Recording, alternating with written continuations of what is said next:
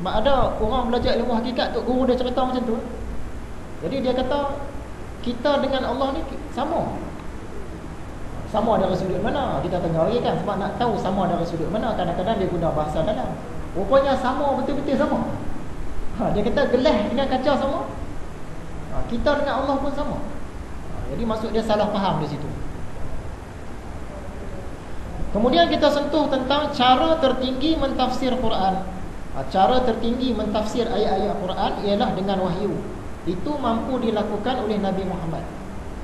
Satu-satu ayat tu dia tafsirkan dengan wahyu. Cara kedua tertinggi bawah sikit ialah dengan ilmu laduni ataupun ilmu ilham. Yang ini mampu dilakukan oleh aulia, para wali. Kalau anbiya tu maksud dia para nabi. Aulia maksudnya para wali.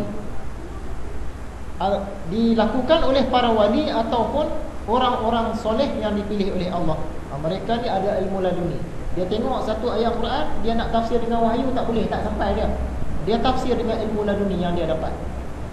Bawah lagi mentafsir Al-Quran dengan akal. Yang ni dilakukan oleh ulama-ulama biasalah.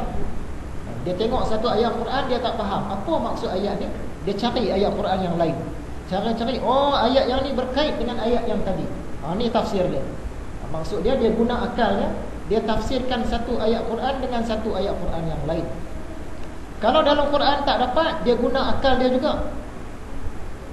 Dia cari hadis-hadis, dia tengok berkait tak dengan ayat ni.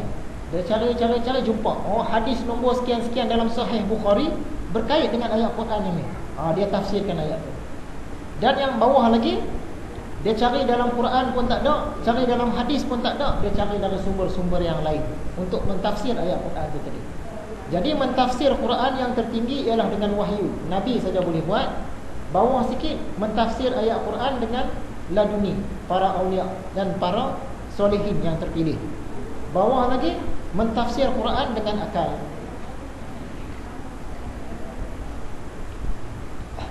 Dan yang terakhir, yang sempat saya salin semula, kita berbicara tentang ilmu.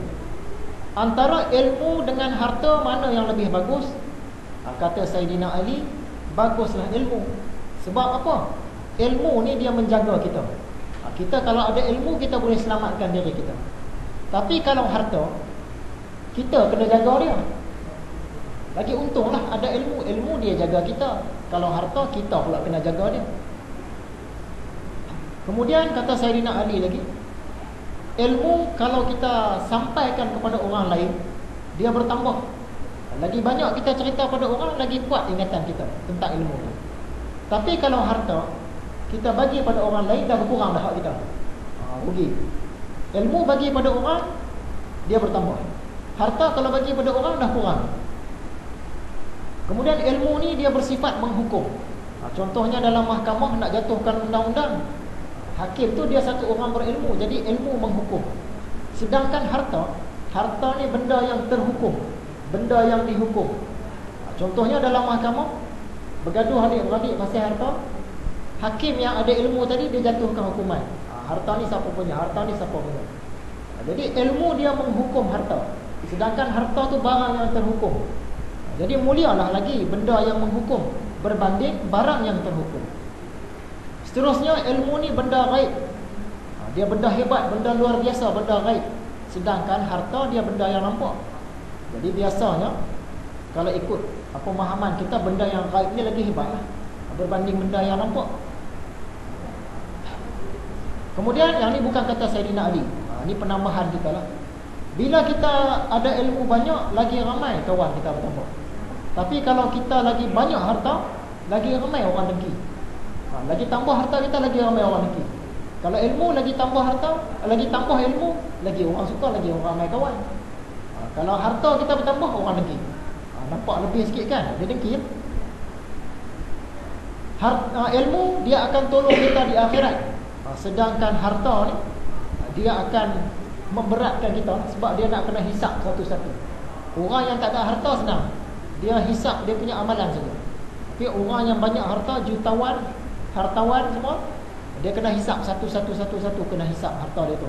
Dia guna ke arah mana?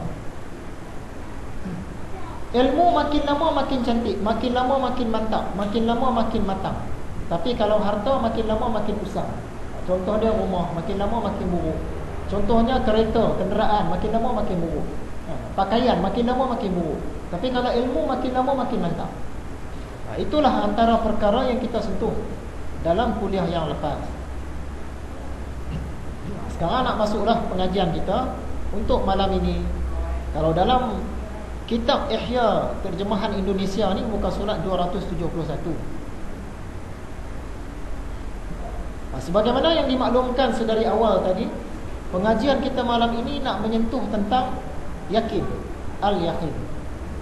Kata Imam Al-Ghazali, dan di antara ulama-ulama akhirat itu ialah sangat bersungguh-sungguh menguatkan keyakinan, kerana keyakinan itu adalah modal agama.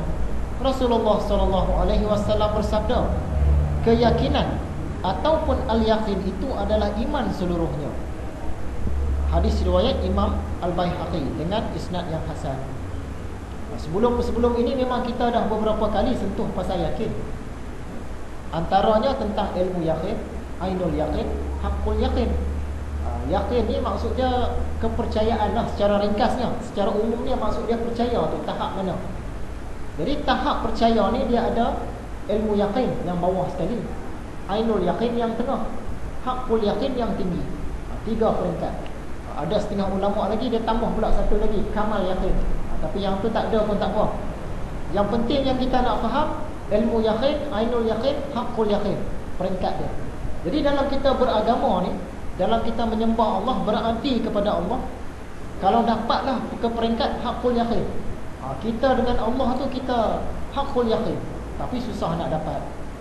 Seandainya tak dapat haqqul yakin, dapat ainul yakin pun jadilah.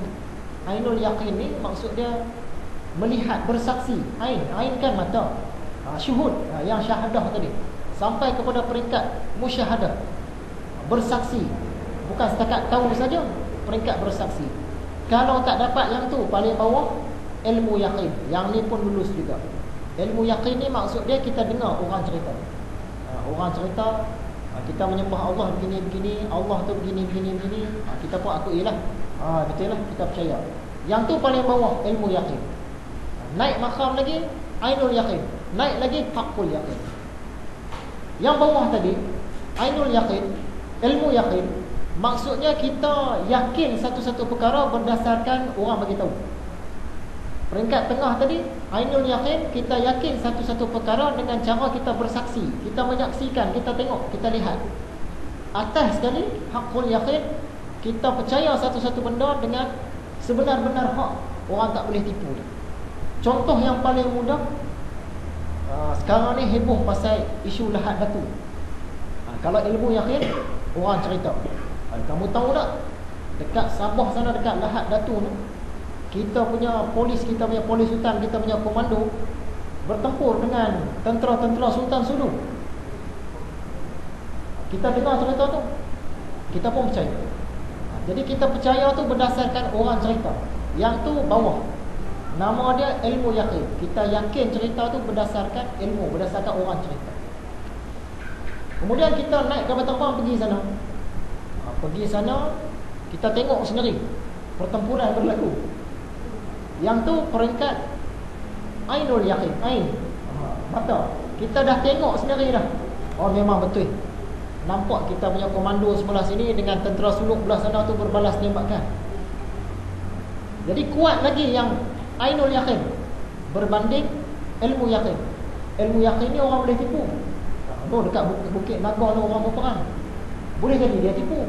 Tapi bila kita pergi tengok sendiri, nak tipu susah lah. Sebab kita nampak sendiri dah, memang betul ada orang perang di Bukit Naga, contohnya lah. Kemudian peringkat haqqul yakin, yang ni orang tak boleh tipu. Kalau peringkat ainul yakin tadi, masih boleh tipu walaupun susah. Kita tengoklah tentera Malaysia, polis Malaysia lawan dengan askar suluk.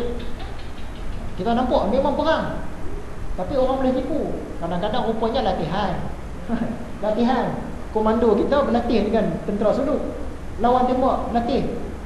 Latihan, orang boleh tipu lagi. Bila sampai peringkat haqqul yakin, orang tak boleh tipu. Sebab apa? Kita sendiri dah berada dalam tu dah.